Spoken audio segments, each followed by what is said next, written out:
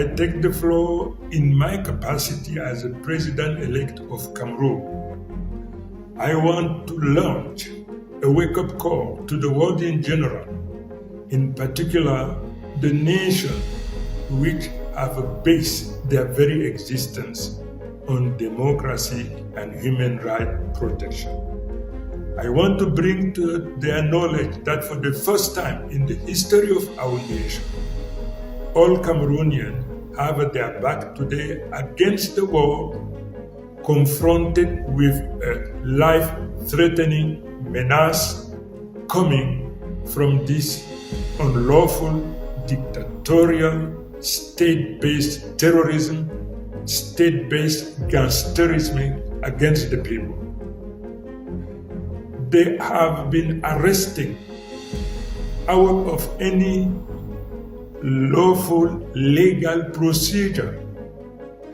They have jailed hundreds and thousands of Cameroonians, deprived of their right, not because they did something, because this dictatorial regime have decided to operate ethnic cleansing, political cleansing, regional cleansing. This situation is unbearable, unacceptable. I say it in my capacity as a president-elect of this nation. I also want to bring to your knowledge the fact that all Cameroon knows it. The world in general knows it, that President Biya has never been elected by Cameroonian people. But during the swearing-in procedure, President Biya put his hand on the Bible to ask God to be the witness of his election. This is sacrilege. This is profanation. I just want to call your attention to the fact that he uses God just to fulfill his ugly purpose. I launch an ultimatum. I give you, in my capacity, I give you 48 hours to liberate all of those who, out of law, unlawfully, you have arrested and jailed. Failing to doing it, Cameroonians will find themselves in a legitimate defense and free to undertake whatever will enable them to recover their freedom and to free their daughters and sons who are illegally imprisoned, jailed somewhere. This is the message I want to share. Cameroonian pass if 48 hours, as I said, they refuse to comply. Cameroonian, they are in legitimate position to defend themselves, to defend their family, and to go retrieve their daughters and sons who are unlawfully and illegally have been arrested and jailed. A 48-hour countdown has begun in Cameroon, but the clock isn't just ticking on a political deadline. It's ticking on the very foundation of a regime that has ruled for over 40 years. Issa Tchiroma Bakary, the man who for decades was the voice and defender of the Biya government, has just turned on his former boss. He has issued a stunning ultimatum: release all post-election prisoners now or face the consequences. This isn't just another political statement. This is coming from the ultimate insider. This is a man who knows where the regime's weak spots are, and he's decided to hit them. In this video, we're breaking down what this unprecedented move means for Cameroon, for President Paul Biya, and what could happen when time runs out. Stay with us, because history is unfolding right before our eyes. On November 9th, 2025, a date that will now be burned into Cameroon's political memory, Issa Tchiroma Bakary broke the nation's tense political silence with a roar. In a video that spread like wildfire, Tchiroma looked straight into the camera and laid down a challenge to the man he once served. His words weren't just for political effect, they were engineered for maximum impact. "I give the regime of Mr. Paul Biya 48 hours, he declared, his voice heavy with intent. 48 hours to release every single Cameroonian citizen who has been arbitrarily arrested for their opinions or for their support of the truth.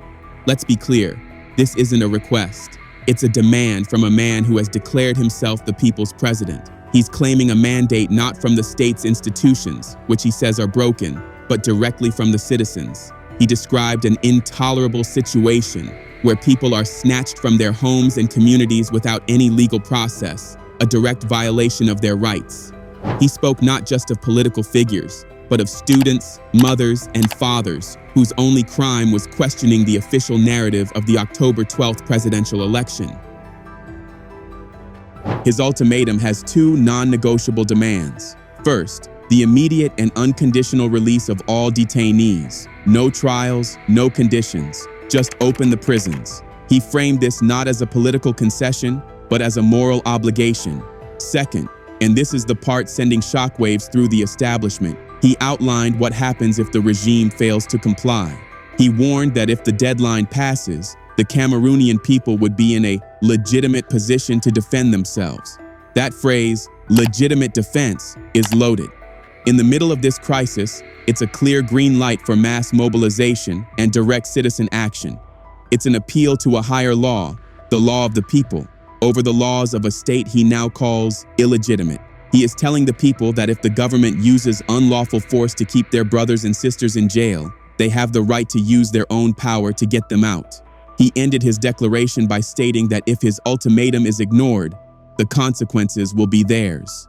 It was a terrifying and masterful piece of political theater that has turned Tchiroma from a government mouthpiece into the leader of a burgeoning resistance.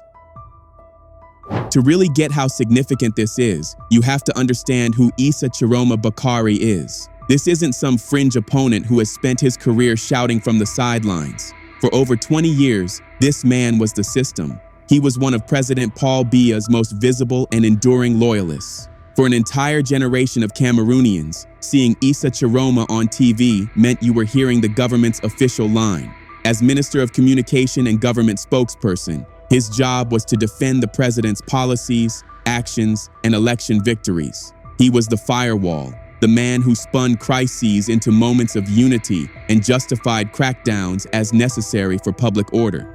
For all intents and purposes, he was the polisher of the regime's public image.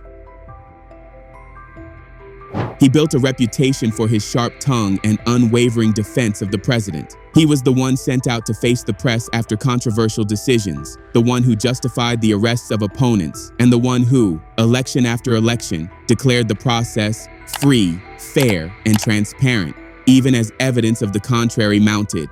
His defection is so shocking because of this history.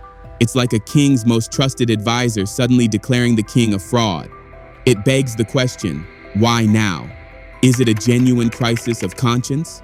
Or is it a calculated move by a political operator who senses the regime is weakening and is making his own play for power?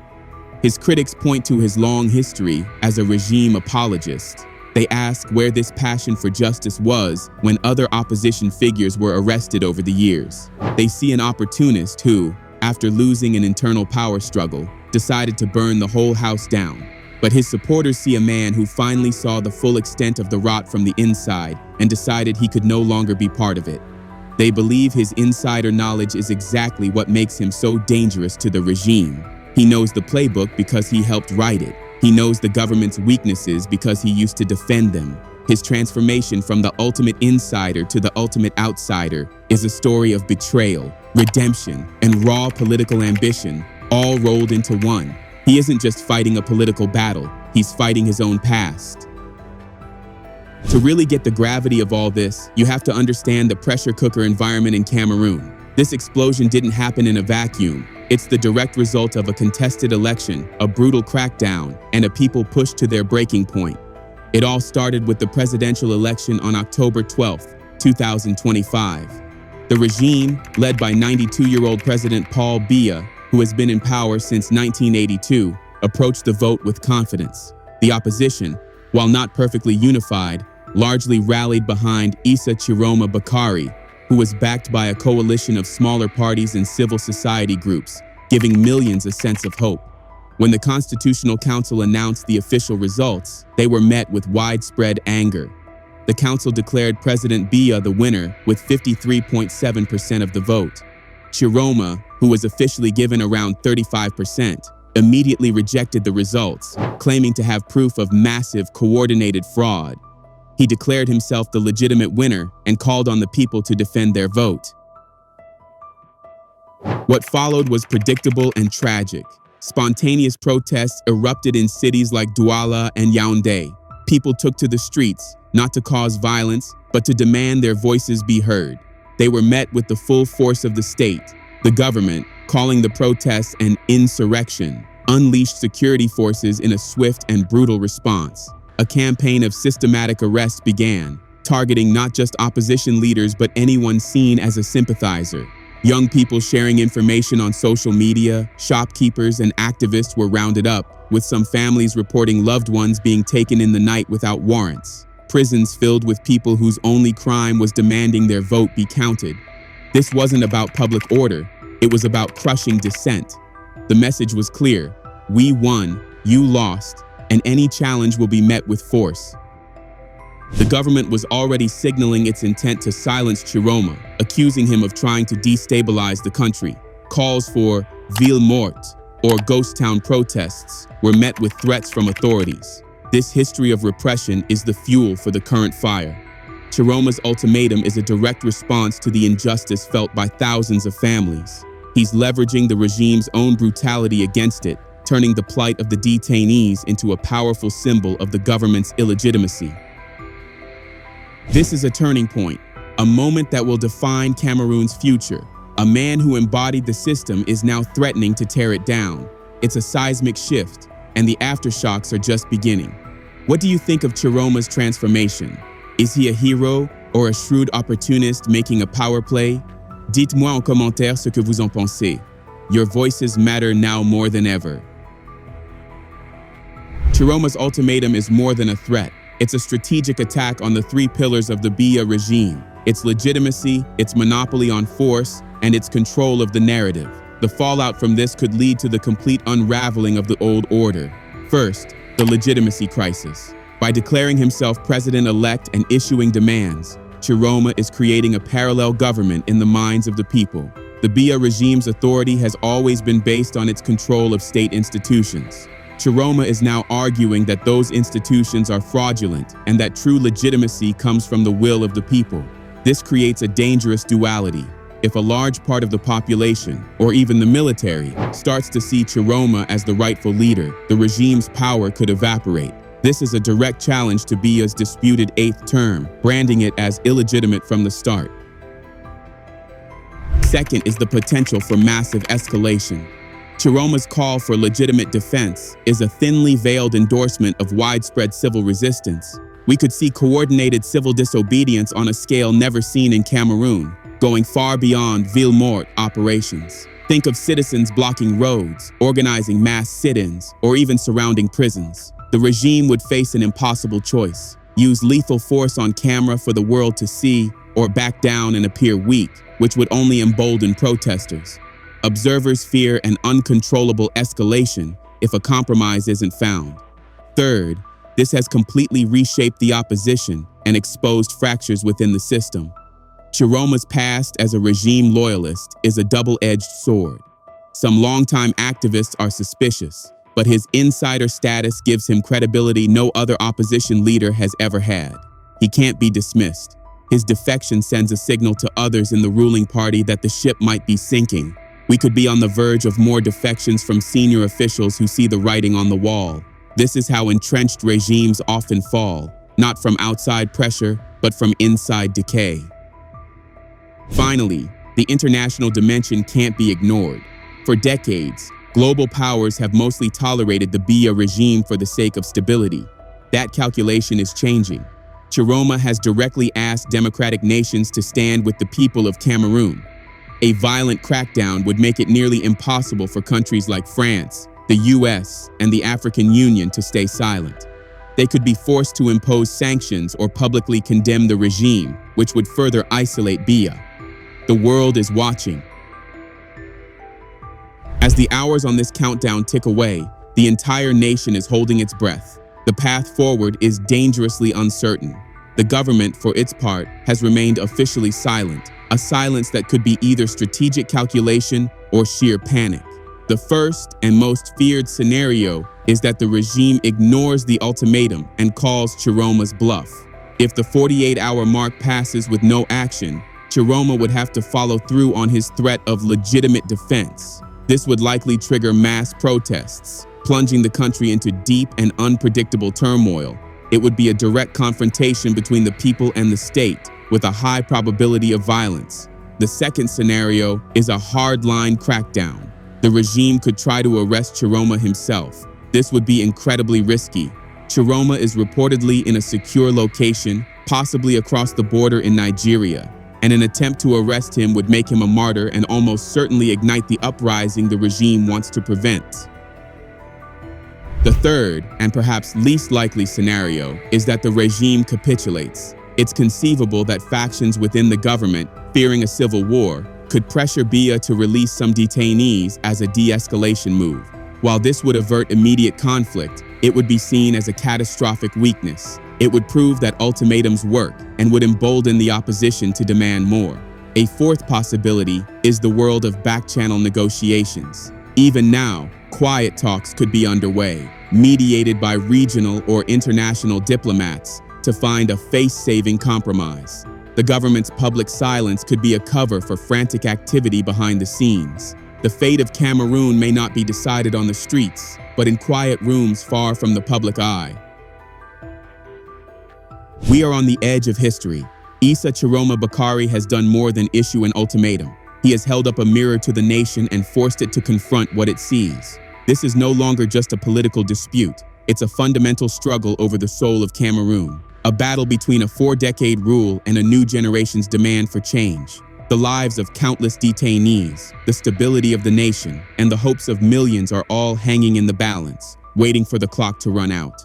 Whatever your politics, this is a moment that demands our attention.